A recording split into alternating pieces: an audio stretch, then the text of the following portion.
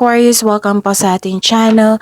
At ito ang inyong daily gabay tarot reading for December 22, 2024. Please be reminded kung naka-resonate kayo, comment down. Kung hindi kayo naka-resonate, ibigay niyo po sa iba kasi channel reading po ito. This is for you, Aquarius, ngayong December 22, 2024.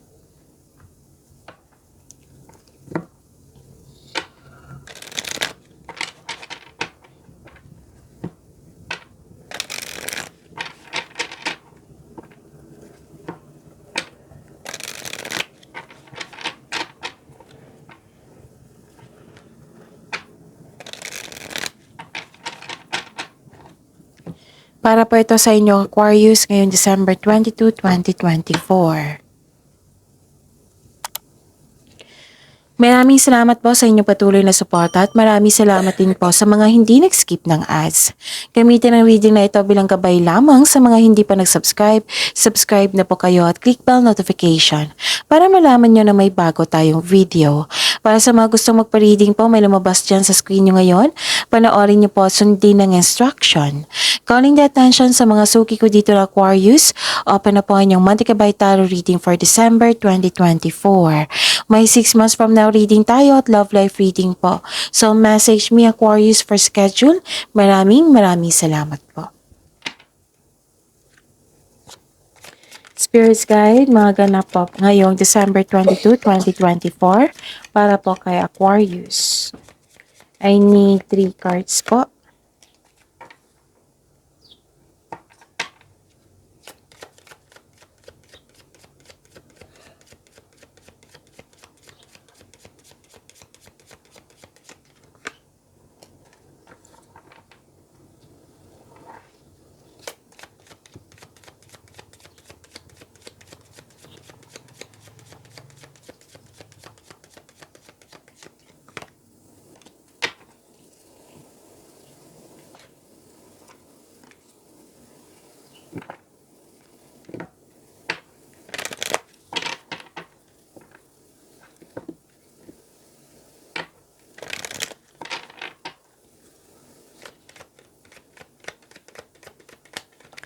Spirits Guide, another message po para kay Aquarius ngayong December 22, 2024.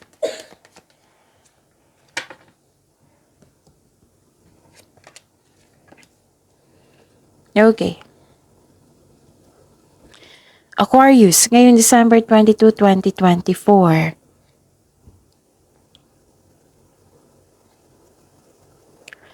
May nakita ko ditong influence ng isang babae na pwedeng nagbigay ito ng happiness sa iyo or sakit ng ulo. Nakita ko rin dito na may kasama ka, companion, na napatunayan niya sa iyo na loyal siya sa iyo at very supportive siya sa iyo.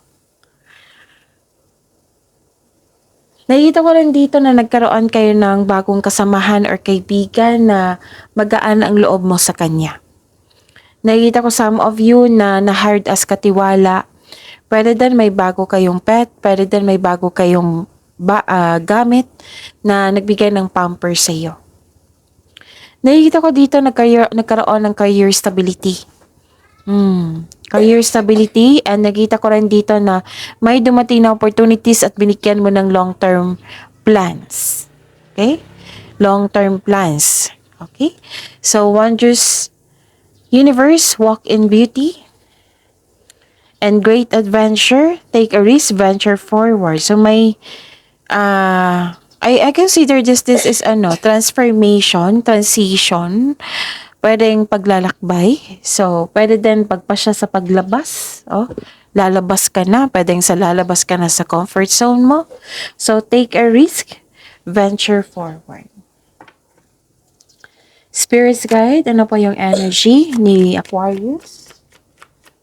Ngayong December 22, 2024.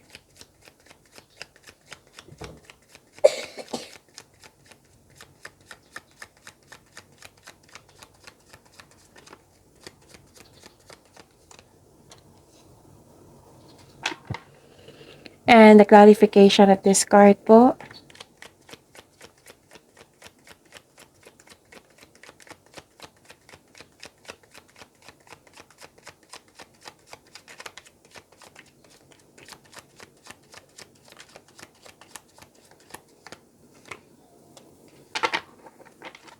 Okay, Aquarius.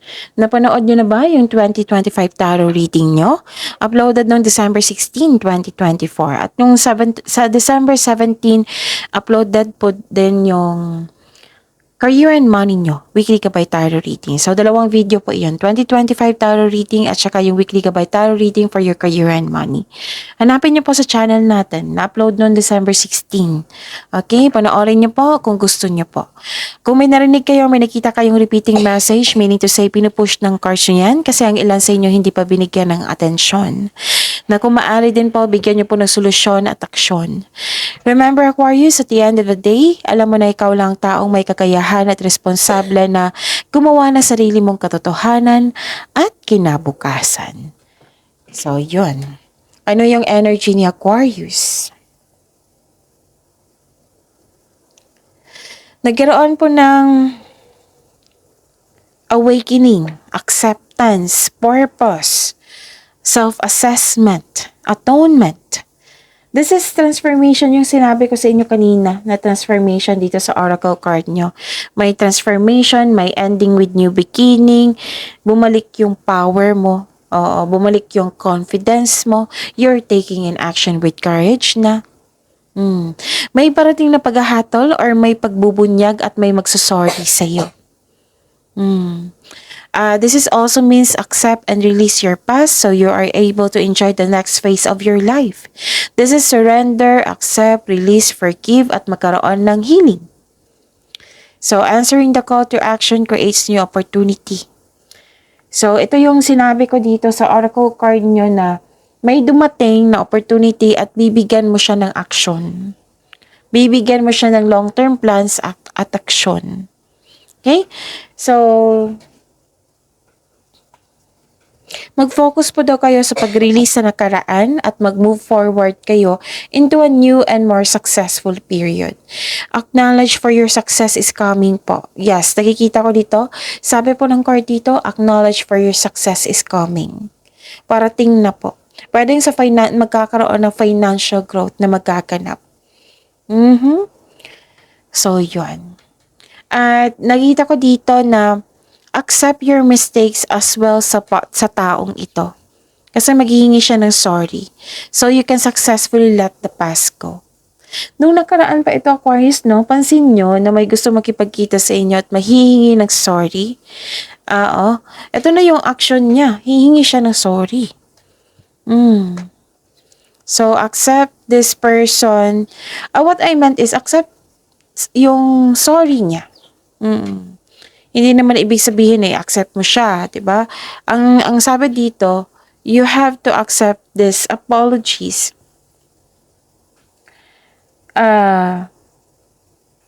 Forgiveness to Acceptance is forgiveness. Forgiveness sa inyong sarili, sa kanya, sa sitwasyon. So you can successfully let the past go. Hihingi ng tawad, mag-put ng closure. So, seek forgiveness in order to move forward. Yan yung sabi ng card dito. Okay? Ano pa?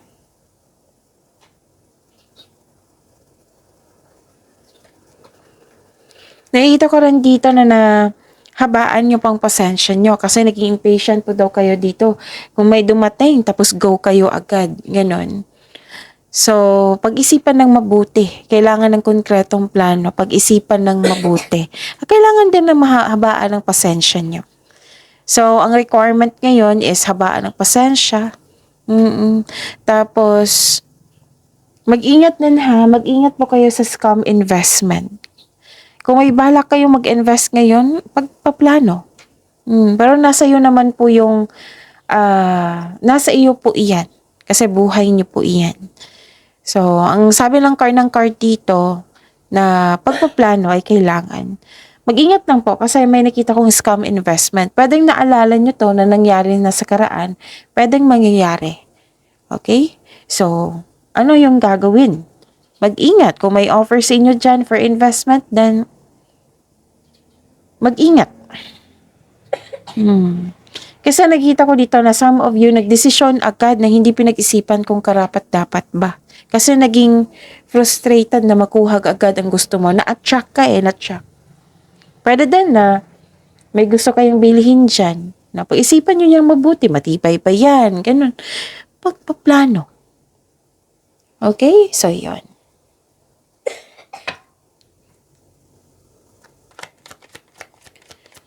Spirits guide.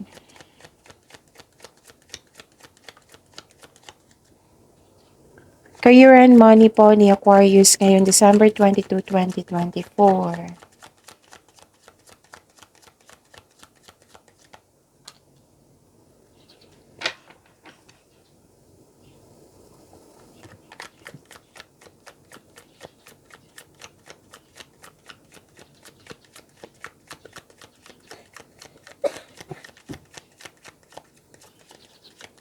The clarification of this card po sa career and money ni Aquarius.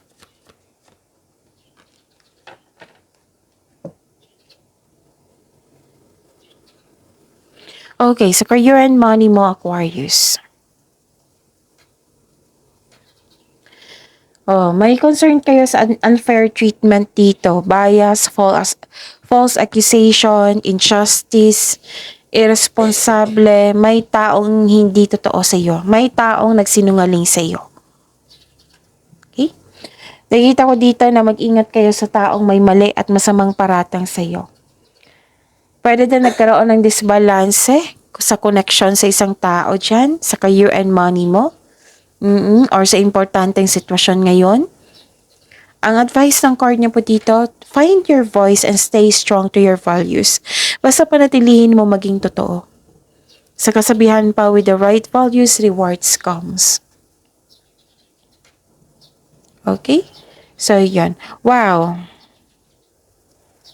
Ang ganda. So, this is cycles. This is changes of cycle. This is completion of cycle. Nakatadhana to sa iyo na may ganap na nakatadhana sa iyo. And you're very happy here, Aquarius. Naka-destiny, good luck, good karma. Andito po. So this card tells you to focus on what you can control in order to find peace. Let go na sa hindi mo makontrol. Okay? And this card is a completion of cycle. May changes na darating are blessings. Wow, ang ganda. Aquarius, you have strength in new beginnings po. The cycle restarts. This is a blessings po. Wheel of Fortune. This is a blessings. This is a good fortune. This is job opportunity at unexpected wealth. Financial stability.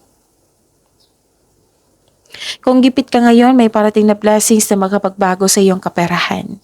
Kung jobless ka ngayon, may unexpected job opportunity na darating sa iyo. Okay? Meron din na malaking pera na matatanggap mo ngayon. Whether marami kang clients, marami kayong transaction, marami kayong benta, basta may matatanggap kayong malaking pera ngayon. So, claim these blessings, good fortune, job opportunity, unexpected wealth, financial stability. Ang daming ganap dito. Good luck and good karma. Yan yung i-claim nyo, Aquarius. Okay? So, yun. Diyan kayo mag-focus. Yan yung sabi ng cards nyo dito kanina pa sa energy nyo. Na diyan kayo mag-focus sa blessings na pagyamanin nyo. Okay? So, yun. Spirits Guide, Love Life, Self-Love, Partnership, and Romance ni Aquarius ngayong December 22, 2024.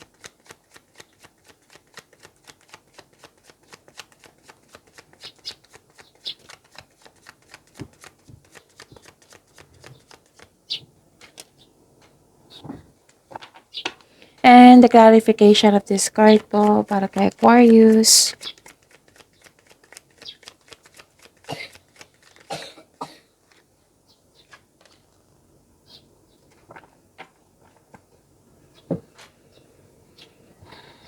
Okay. Maraming salamat po sa patuloy na tiwala, suporta sa ating channel. At maraming salamat din po sa mga hindi nag-skip ng ads. Okay, sa Love Life, Self-Love, Partnership, and Romance, Power and Authority, nakikita ko dito, which is lumabas din siya sa inyong energy cards. Lumabas siya dito, Power and Authority. Para sa mga single, may parating na bagong tao na stable na sa buhay. It might be this is an Aries, Leo, or Sagittarius. Kasi may lumabas na fire sign dito. Okay? At saka, nakita ko dito sa mga marelasyon, sa buhay mag-asawa, kayong dalawa ay matured enough na, loyal sa isa't isa. Both of you are taking action and stability upang may palago palalo ang inyong relasyon. Babala lang po sa ego clashing. Okay? Nakita ko yung ugali mo dito na you're very matured na marami ng pagdaanan na hirap bago naging successful sa buhay, mapagmahal, marunong sa buhay, authority, leadership, stability, and kalma kayo. Okay? So yun, ang ganda. May pagbabago dito, bigla ang pagbabago. May mas lumawak yung ambisyon nyo. Nagkaroon kayo ng reality check. May sekreto na parating which may be shocking. May biglaang pagbabago na parating sa financial man, sa connection mo sa isang tao, sa partner mo ba yan? Oo. A sudden change na hindi kayo takot mag-let go. Ang darating na pagbabago na po ito, ang darating po na pagbabago ay makasuporta sa iyong growth and expansion. Sa inyong relasyon, pwede. So, always expect the unexpected. Okay, this is, changes. Bigla ang pagbabago. Pwede sa treatment, pwede sa pangyayari. May dumating na opportunity, tas biglaan pagbabago. Pwede din new journey to ha. Kasi nakita ko dito, may new journey dito, new journey. Pwede. Okay? So, yun. Nakikita ko dito na nagkaroon po ng anong tawag ito? Nakikita ko rin dito na malaki ang tiwala ng mga tao sa iyo. Grupo ng tao, pwede sa family mo ito. Kasi grupo ng tao, nakikita ko dito na very supportive din sa iyo. Ano pa? Nakikita ko rin dito na nagkaroon po ng sa mga single dito, may chance kayong ma-meet nyo yung new romantic partner. So, okay, may hindi okay. Sa nakarang araw, may hindi nagkaunawaan. Tapos, nakita ko dito may nag-uusap. May nag-uusap po. Okay. Parang nag-uusap kayo regarding sa blessing. Blessing ha, regarding sa blessing, yung nagkaroon kayo ng tampuhan or hindi kayo nagkibuan, tapos nagkaroon kayo ng problema sa nakaraan, tapos may dumating na blessings, tapos nag-uusap kayo ngayon.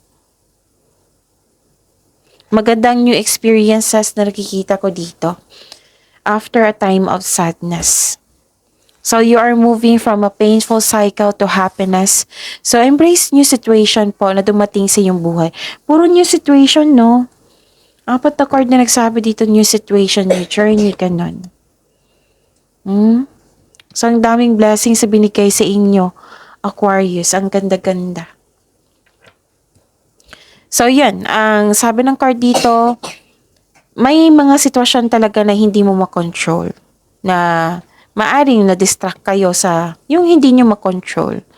Tapos ang sabi ng card dito, na mag-focus kayo sa makontrol nyo. Huwag kayo mag-focus sa hindi nyo makontrol.